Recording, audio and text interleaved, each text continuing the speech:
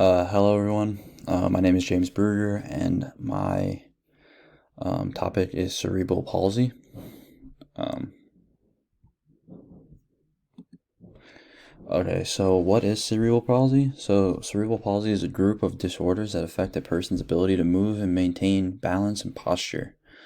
It's a non-progressive lesion of the brain occurring before, at, or soon after birth um, that interferes with normal brain development. This normal brain development can hinder and impacts muscle tone, reflexes, posture, and movement. All four of which are huge, especially with the area and the field that we are in. That's why it has a huge impact on us and what we do. Cerebral has meaning the brain, and then palsy meaning weakness or problems with muscles. So it's a problem. It starts with the brain, and it has effect with birth and at birth, and affects our muscles as we get older and grow. Next, more about the condition. Specialists might suggest brain image testing, X-rays, CT scans, and MRIs to get a diagnosis. Things like electronymphiogram, genetic testing, or metabolic testing, or a combination of these tests can also be done to figure out if you have cerebral palsy or not. And it is generally diagnosed during the first or second year after birth, but it can be diagnosed before or at birth, depending on the severity and what class tier cerebral palsy that you have. Going on, we have the considerations for exercise testing. Exercise testing may be done to uncover challenges and barriers, identify risks for secondary health conditions, and to determine function capacity.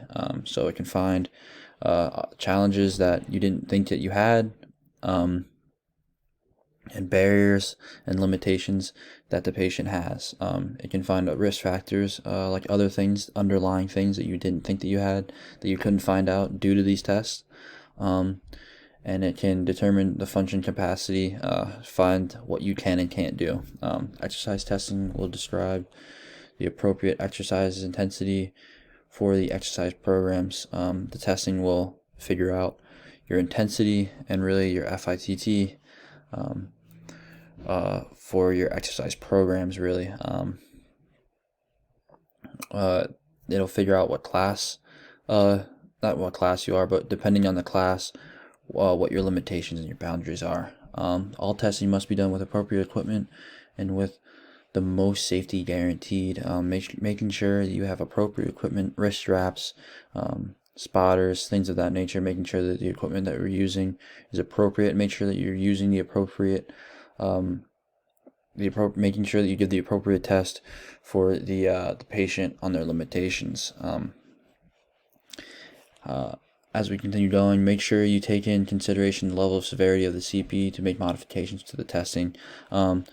It's just, you should know in a general what class CP or cerebral palsy they have, and modify the test that way. Obviously, you can have class 1, class 7. You can have people with cerebral palsy that have trouble walking or can't walk. Obviously, this would affect the test, and you'd have to change your testing in that way. So yes, going on.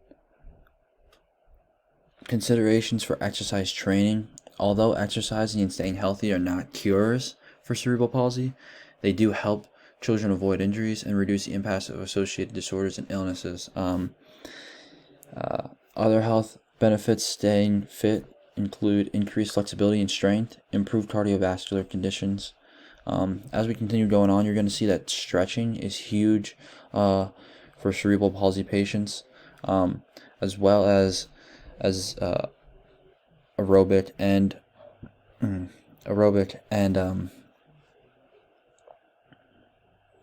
resistance training. I drew a blank there. Yes, they help with cerebral palsy patients, just avoiding injury, and it actually helps get them moving, helps get their muscles stronger, which later helps them with the problems that they proceed with their life. Continue going on. New research suggests that cerebral palsy symptoms may be alleviated by improved muscle strength, as I just said.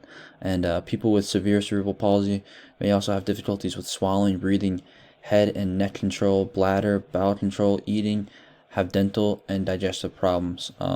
So that needs to be considerations with your training, kind of like the levels of and the classes of cerebral palsy that your patients have.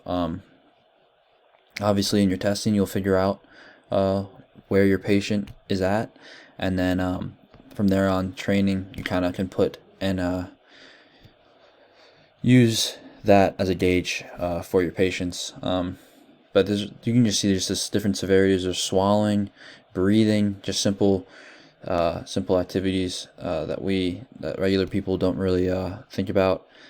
Put your life in perspective, and just need to make considerations for those when you're exercising in that way. Fit for cerebral palsy patients. So for the frequency, we want to go 2 to 3 days for resistance and aerobic training a week. 5 to 7 days for stretching. We're going to be huge on stretching and a little lighter on the resistance and aerobic training. We still want to do that, but we want to really focus on stretching. Our intensities, you want to be low to moderate for all training methods. This is for injury prevention and just to get your body. We're not getting cerebral palsy patients ready for a athletic event or that type of nature. It's more of a get them healthy, being able to move, set up their life better. All training should be done in 30 to 45 minute spans, not putting too much stress on the muscles. For this, you want it in short periods, and if you have long sessions, you want to break them up into shorter sessions with stretching involved. The type of training that you will have is aerobic. This can range from stepping, walking, or swimming, but can even be bogged down even more depending on the class ramifications that the patient is in. Resistance training is the same way, just making sure that we're very light and not pushing too hard. We want to prevent injury. We're not going for any maxes and stuff like that. And then stretching is just regular stretching. And making sure that we are stretching while we work out and run and that type of thing, or not run, but doing our aerobic and resistance training. Going on here, we have the fit continued. So performance resistance exercises designated to target weaker muscle groups that oppose hypertonic muscle groups, thus improving the strength of the weaker muscle groups. Pretty self-explanatory. Per se, you have a patient who is weaker in one arm than another, or weaker in upper body than the lower body. You want to focus on the upper body a little bit more as it's weaker and needs that much more help than the lower body due to the cerebral palsy.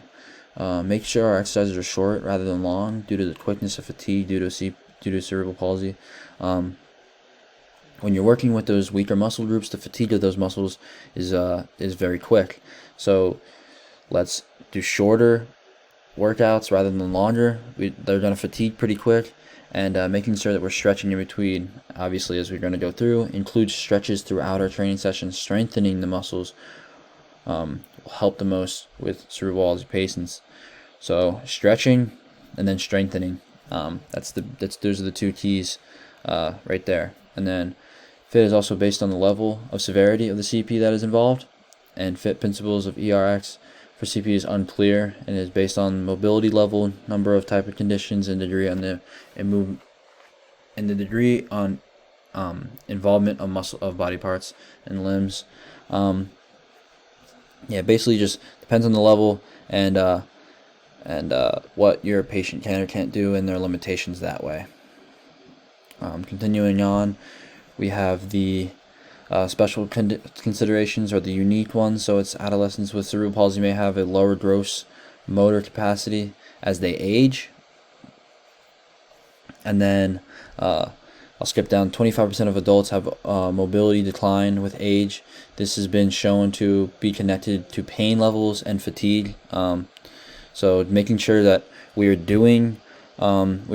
following exercise programs, doing our aerobic resistance and stretching, so we don't have declines in this way.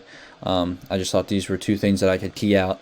And then just a unique one was Botox has a huge effect on the effectiveness of exercise training for cerebral palsy patients, and it changes the function potential of individuals. And this can have an effect for for months at a time. So yes, I hope you enjoyed, and I hope you learned. Thank you.